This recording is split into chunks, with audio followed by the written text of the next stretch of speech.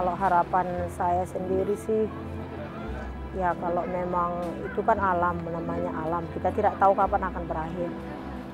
Ya sekejam-kejamnya, seenak-enaknya negeri orang lebih enak di kampung sendiri lah begitu.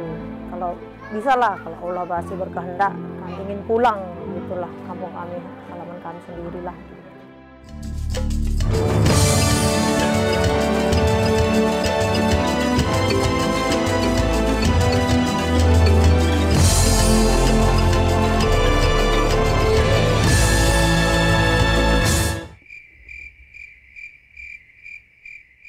Terancam itu aja udah, itu luar biasa. Mas, yang 21 Mei itu adalah karena mereka emang bandel, dibilangin nggak mau keluar gitu.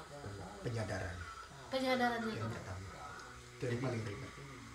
Jadi gini, sebetulnya kalau kita bicara begini kan sama dengan kalau kita punya Hidup adik, berdampingan dengan bencana menuntut masyarakat untuk tangguh. mereka untuk berbuat Mereka sesuatu harus dengan mengenal dan bahasa siap terhadap banyak yang kemungkinan. menarik kan, keluar dari situasi yang Hal inilah seperti yang tengah dipersiapkan oleh para personil UNDP, United Nations Development Program. Nah, kalau kita bangun seperti itu, Mereka tengah ya bekerja semua di kan beberapa serba desa saling menunggu. yang menjadi Nah, sekarang percontohan kita coba untuk tawarkan desa kepada mereka, tangguh kita punya apa bencana. sih? Punya kemampuan apa sih untuk mengentaskan diri kita sendiri dari mulai hal yang paling kecil. Sebenarnya aktivitas apa yang sedang Bapak dan tim lakukan di desa-desa ini? Kita lagi melakukan pendampingan untuk pembuatan dokumen rencana kontingensi. Yang kebetulan kita melakukannya di 5 desa lingkar Sinabung, yang posisinya ada di sisi barat Gunung Sinabung, yang sangat potensi dan berisiko terhadap adanya lahar hujan. Nah, memang secara keseluruhan kita punya 8 desa untuk pilot project. Jadi yang 3 desa itu di Siosar, tapi rencana kontingensinya yang 3 desa itu adalah gempa, longsor, dan angin puting beliung khusus untuk 3 desa Siosar. Lalu yang 5 desa itu ada di sisi barat seperti tadi, itu adalah potensi lahar hujan seperti Desa Perbaji, Selandi, Mardinding, Kutambaru, dan Sukatendel. Nah, kenapa rencana kontingensi ini menjadi penting? Karena mengingat pertama dalam waktu dekat ini akan terjadi hujan yang cukup besar, curah hujannya cukup besar, sehingga potensi lahar dingin dengan material yang ada di atas di puncak Gunung Sinabung itu akan sangat memberikan daya dorong yang besar ke bawah, sehingga akan terjadi bahaya permanen yang kedua selain erupsi, yaitu lahar dingin. Nah, maka kita pada saat itu berkeinginan, punya ide bersama masyarakat, coba kita petakan risiko-risiko apa aja yang ada di desa mereka masing-masing. Nah, makanya timbullah ide bahwa ada potensi lahar dingin di 5 desa yang selama ini mungkin belum terekspos dengan baik, belum diketahui masyarakat dengan baik. Nah, sehingga resiko kerentanan untuk warga menjadi sangat tinggi. Nah, dengan adanya rencana kontingensi ini, masyarakat mengetahui resiko-resiko yang mereka hadapi, sehingga ke depan mereka bisa lebih waspada, lebih memahami resiko apa yang akan mereka hadapi selain erupsi. Sering sekali dalam pasca bencana, ketidaktahuan lah yang membuat efek-efek impact-impact baru terjadi. Betul. Nah, kita selalu kurang memperhatikan dalam banyak hal gitu ya. Contohnya begini, kita selalu memprediksi bahwa yang rentan terhadap bencana itu adalah faktor umur. Ya, misalnya anak bayi, anak sekolah, anak-anak, bayi, ibu hamil, ya manula, terus orang cacat. Tapi kita punya sejarah besar bahwa pada saat tsunami terjadi di Aceh, itu yang meninggal bukan hanya umur rentan, tapi ada TNI, ada Polri. Karena apa sebetulnya? karena mereka tidak memahami tentang bencana. Nah, harapan kita sebetulnya dengan kita memahami bencana, potensi bencana apa yang akan kita hadapi, maka kita butuh kesiagaan. Tidak hanya umur produktif, orang yang punya kemampuan secara tenaga, tapi anak-anak yang kelompok rentan ini juga bisa kita antisipasi bagaimana cara kita mengevakuasi mereka sehingga mengurangi risiko kematian dan sebagainya.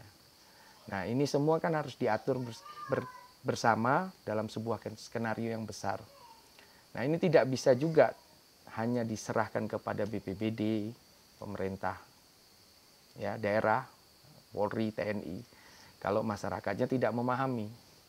Nah, penting di sini adalah pembelajaran bahwa bagaimana kita mengajak bahwa masyarakat, warga kita memahami potensi bencana, sehingga hidup harmonis bersama bencana itu menjadi cita-cita yang bisa dijalankan. Jadi, Gunung Sinabung itu tidak bisa dipindah. Ya, benar. Ya kan, bencananya tidak bisa dipindah. Tapi hidup harmonis berdampingan bisa. Bisa dicapai. Bisa dicapai dengan apa? Dengan memahami potensi apa saja yang akan ada. Kapan dia akan datang, di saat apa. Nah, sehingga hidup siaga itu menjadi penting. Nah, kalau ini semua bisa dilakukan, sebetulnya desa tangguh bencana, siaga bencana, bisa kita capai.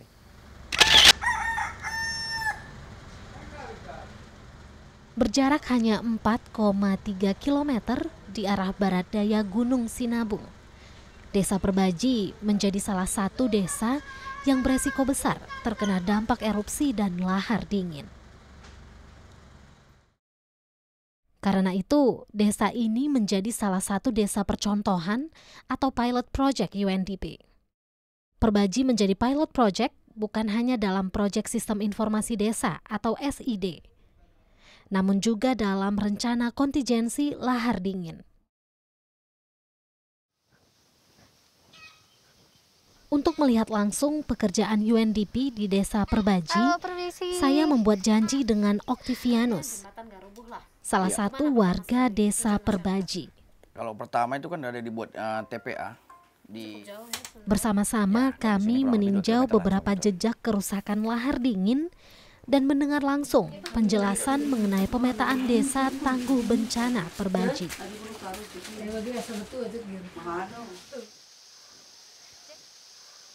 Jadi ini Bang, material ini, batu-batu ini memang begini dari dulu atau ini dibawa waktu lahar dingin itu? Ini sebagian banyak ya. Desa kita ini merupakan salah satu pilot project untuk mapping pemetaan desa dan juga untuk SID, Sistem Informasi Desa yang akan membuat, yang bertujuan untuk membuat desa ini menjadi desa tangguh bencana gitu. Iya. Abang sebagai masyarakat di desa Perbaji ini merasakan nggak manfaat dari program ini? Iya, sangat merasakan Kak. Nah, soalnya kan dari pembentukan UNDP inilah. Dari situ kan pemerintahan sama dinas terkait sudah dapat dari mana dia, apa yang perlu dikerjakan, apa yang itu yang sangat berbahaya untuk kampung, untuk desa gitu. Apa yang dibutuhkan semua kan sudah kita bentuk dari pemetaan itu. Jadi pemerintahan yang terkait ya tinggal merencanakannya aja. Waktu itu terlibat nggak Bang dalam pemetaan? Terlibat. Pemetaan desa. Terlibat. Sampai ke jalur-jalur mana aja sih? Sampai perbatasan kampung sama kampung sebelah Kak. Itulah sampai di atas, sampai hulu lah. Karena kami pun agak takut juga karena di atas kan udah mendekati jalur lahar dingin yang agak udah dekat ke gunung. Jadi kemana nanti terjadi letusan erupsi nanti kan kemungkinan nanti abunya kemari, ya kami udah kalang kabut kan, makanya kami nggak sampai telusuri ke atas. Apa aja sih aspek yang dipetakan oleh masyarakat, Oh, yang dipetakan itu sebenarnya ini, sebenarnya kayak gini lah. Di situ kan ada itu penyempitan, tikungan jalur. Jadi lebarnya udah berapa? Bertambah, dia kayak mana? Titik rawanannya kayak mana? Itu aja. Terus masalah di atas, dia terjadi pengendapan. Istilahnya seandainya di sinilah terjadi pengendapan material. Dia kan kemungkinan bisa mengancam ke pemukiman warga. Nah, seandainya dia naik, meluber, tersumbat, beralih jalur, bisa mengakibatkan bahaya untuk pemukiman warga dia. Berarti masyarakat diminta untuk memahami desanya sendiri, masalah Iya. yang mungkin akan dihadapi, potensi yang mungkin akan datang, dan kemungkinan-kemungkinan lain itu masyarakat diminta untuk memahami dan kemudian merumuskan kembali pemecahannya, begitu kah? Iya betul. Oke. Kalau ini Bang, ini kan Sungai Bekerah, Lau Bekerah ya. Lau Bekerah. Dari sini lahar dingin, apakah ini salah satu jalur lahar dingin kah? Iya. Biasanya waktu lahar dingin yang sudah terjadi itu besarannya sampai sebagaimana besar sih? Kalau besarannya gimana ya? Tingginya sampai mana? Bisa dibilang tingginya sampai 5 meter itu. 5 meter. Soalnya kan dari atas ini, dari bawah ke atas kan termasuk sampai juga sekitar 5 meter, 4 ke 5 meter lah. Itulah yang paling besar selama inilah. Berarti terjadi perubahan luas dan kedalaman sungai? Iya, terjadi. Wow, ini kira-kira nambah berapa meter lebarnya Bang? Kalau nambahnya ya tergantung. Ada yang tambah 5 meter, ya bahkan ada juga yang bisa tambah 10 meter. Wow. Kalau di atas itu kami waktu itu hampir 70 meter. Wow, kedalamannya? Kedalamannya dia di atas terjadi pendangkalan. Oke. Sebenarnya kayak gini, dia semakin dalam, dia nggak terjadi pelebaran. Tapi kalau terjadi pengendapan, di atas itu terjadi pengalihan jalur, terakhirnya udah kayak gini dia, udah bersatu ke sana semua. Oke, kalau untuk sistem informasi desa, sebenarnya sistem informasi desa ini yang bagaimana sih yang masyarakat pahami? Kalau sistem informasi desa, sebenarnya masyarakat ini masih kurang apa juga, soalnya ini kan untuk internet. Sedangkan masyarakat kita kan ya banyak yang orang tua. Oke, sistemnya karena sistemnya online ya. Tapi pada intinya sebenarnya sistem informasi desa ini menyajikan apa sih Bang? Menyajikan ya tentang informasi desa. Apa saja yang terjadi di desa? Apa saja yang terjadi, seandainya gini lah, kita di kampung kan lagi ada rapat. Itu udah masuk ESID juga. Semuanya lah yang terkait tentang desa masuk ESID dia. Masuk ESID. Jadi setiap orang bisa mengetahui apa yang sedang terjadi bisa, di itu desa. kan termasuk profil desa juga itu. Oke. Untuk menjadi desa tangguh bencana, tentu semua SDM, semua masyarakat yang berada di desa ini memang harus benar-benar tahu apa yang harus mereka lakukan dan apa yang mereka miliki dan apa yang mereka harus persiapkan. Apakah masyarakat di Perbaji nih seluruhnya sudah benar-benar memahami ini Bang, sudah memiliki pengetahuan itu untuk menghadapi bencana yang akan datang misalnya? Itu sebenarnya bisa dibilang 100%-nya nggak mungkin lah. Soalnya kan banyak orang tua, ya itulah ada yang umur rentan kan, ada umur yang masih fit dia, itu juga lah. Tapi waktu itu kan kami ada kan waktu itu kami ke Siosar kan ada itu, apa namanya itu, pertanggungjawaban waktu pemetaan itulah. Jadi kan ada gap. Nah, jadi gap itu kita lihat dari gap kampung kita termasuk bagus. Soalnya kan banyak yang, misalnya yang lebih banyak yang berpengetahuan sama yang belum tahu gitu. Jadi masyarakat yang mampu masih bisa mendampingi mereka yang tidak mampu. Masih. Jadi yang termasuk yang rawan itu yang paling perlu dipikirkan itu ya Perbaji. Soalnya kenapa? Seandainya jalur lahar dingin datang dari gunung, keduanya terisi penuh, mengakibatkan robohnya jembatan. Desa Perbaji ini pastinya nih, kampung Perbaji nggak bisa kemana-mana lagi. Ya tentu. Ada yang bagus nih gitu. Terus kemarin kami ketemu di Kabanjahe, diceritain sama mereka bahwa kalau mau kunjungin desa yang jadi pilot project, Desa Perbaji yang tengah dipersiapkan agar tangguh bencana merupakan desa yang cukup mampu berkoordinasi dan siap untuk hidup berdampingan dengan Gunung Sinabung. Kesadaran masyarakat yang tinggal di daerah rawan bencana ini berubah menjadi usaha-usaha terkoordinir untuk menemukan berbagai solusi bagi permasalahan desa mereka. Kini saatnya saya melihat Aron, sosok-sosok tangguh lain di daerah bencana.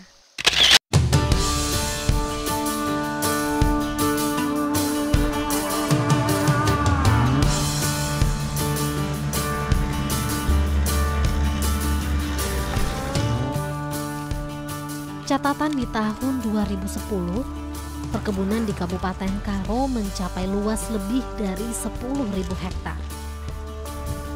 Hal ini berarti mayoritas masyarakat Karo adalah petani. Untuk mengolah ladang dan perkebunan, tentu butuh sumber daya manusia yang besar. Dalam hal inilah gotong royong berperan. Pada masyarakat Karo, gotong royong dikenal sebagai aron.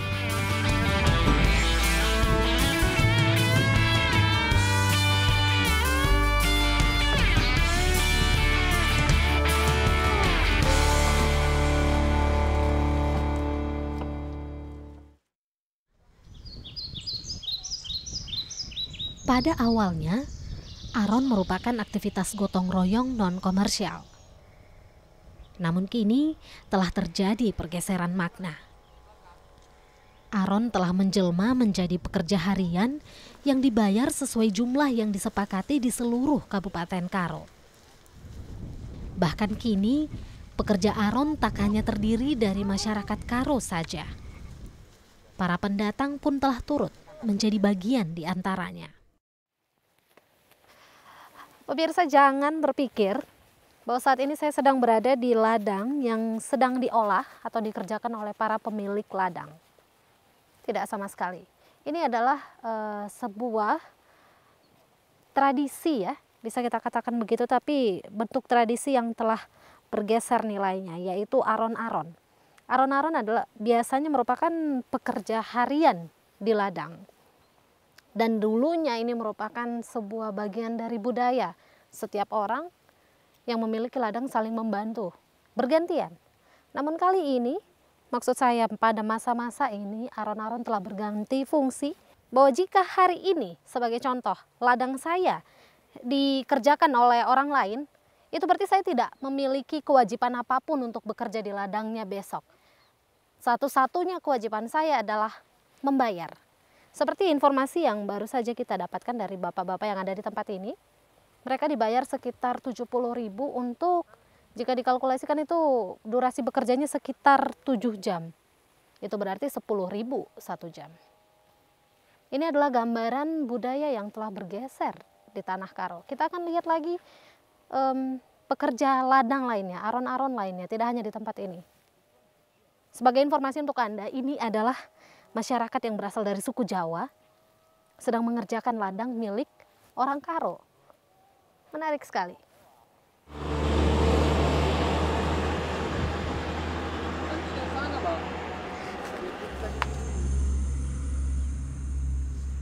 Meski Gunung Sinabung melulu erupsi dan ancamannya terhadap keselamatan kian besar, para pekerja harian ini tak punya pilihan lain. Tak jarang mereka tetap memasuki zona-zona merah untuk bekerja dan mendapatkan sejumlah uang di akhir hari. Suku apa sih? Jawa. Suku Jawa. Kapan sejak kapan tinggal di Tanah Karo? 2014 bulan berapa hari itu ya? Bulan 9 kayaknya. Bulan 9. Kenapa sih bisa pindah ke Tanah Karo? Awalnya tinggal di mana? Di Tebing. Di Tebing. Kok bisa pindah sampai kemari? Di Tebing hari itu nggak ada kerjaan, jadi ada yang ngajak ke sini. Memang dikasih tahu kerjaan jadi aron ini? Oh. Ya. Kayaknya lebih enak kayak gini daripada per bulan. Oh gitu? Jadi harian udah gitu lebih besar. Oh. Tapi kami waktu musim jeruk lebih sering ngutip jeruknya. Bisa sampai berapa sih dapatnya? Misalnya kalau dikalkulasikan, dijumlahkan tuh 1 bulan tuh bisa dapat sampai berapa rupanya? Apa ya, soalnya di sini masukan besar, pengeluaran juga besar. Di sini air beli semua bayar. Mbak Fia, pernah tahu nggak dulu aron ini sebenarnya pekerjaan yang bagaimana? Pernah tahu sejarahnya? Dulu nggak tahu. Nggak tahu. Jadi sampai di sini tuh diajakin orang aja gitu? Ada yang kenal diajak terus kerja. Pertama kali ke sini, ini datang, besoknya diajak ngutip jeruk, itu baru pertama kali. Manjat-manjat gitu. Oh ya? Sampai manjat-manjat? Iya, ngutip jeruk manjat. Tapi kalau yang masih baru ya nggak manjat. Tapi kebanyakan banyak yang udah tua, pohonnya manjat lah. Kadang hujan abu. Kalau hujan pernah juga ngutip jeruk pas erupsi begitu ya? Hujan lumpur begitu? Hujan abu kan, ngutip banyak abunya, ditambahi gajinya cepet. Setelah 2013 itu kan, apalagi Mbak Fia datangnya kemari tuh setelah erupsi terus-menerus gitu. Kalau dengar-dengar cerita dari teman-teman yang sudah duluan aron di sini tuh, apa mereka pernah ngeluh nggak bahwa pekerjaan jadi berkurang karena ada bencana Enggak ini? sih. Enggak ya? Aron bisa jalan terus ya? Kalau yang nggak dekat gunung ya bisa terus. Kalau yang daerah sana ya digambar itu kami masih ngutip buncis hari itu kira-kira ada seminggu lah. Seminggu sebelum peristiwa Udah. awan panas? Sudah, hari itu kan kejadian hari Jumat. Oh, seminggu setelah peristiwa awan panas? Enggak, setelah kejadian itu kami terus, iyalah beberapa hari kemudian kami diajak ngutip buncis ke sana. Berani? Berani lah, namanya nyari makan di sini. Nggak takut bekerja di bawah kaki gunung yang sedang erupsi-erupsi ini? Ya kalau emang udah naasnya ya udahlah. Nggak takut, Bi?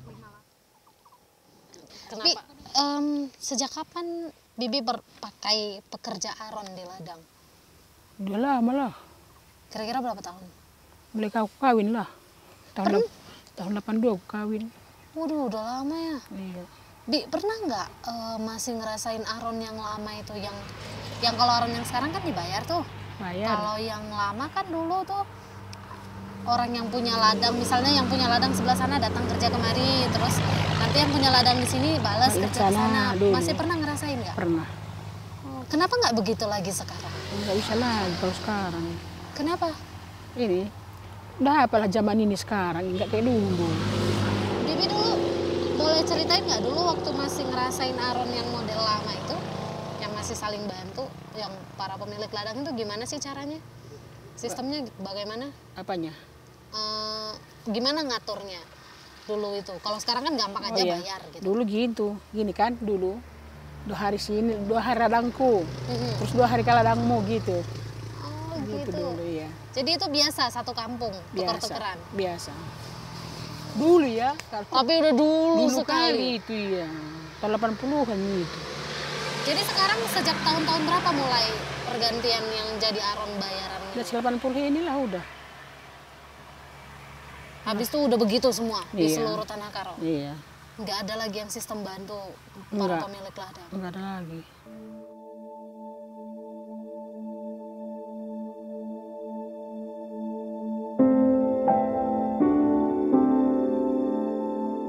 Hidup berdampingan dengan Gunung Sinabung mengajak masyarakat Karo untuk membumi, mengenali alam, dan bersikap rendah hati terhadap gejala-gejala alam. Sebab Gunung Sinabung hanya hidup sesuai dengan sifatnya sebagai gunung api dan tak pernah ingkar terhadap jalur-jalur yang ia lalui.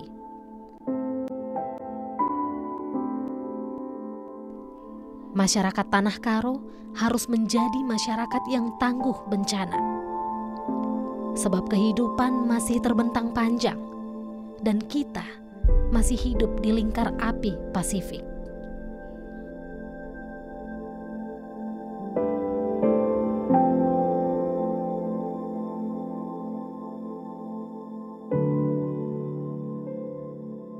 Selalu ingat, buka mata, hati, dan telinga, karena ada banyak nilai berharga yang dapat menjadi potret bagi masa depan kita.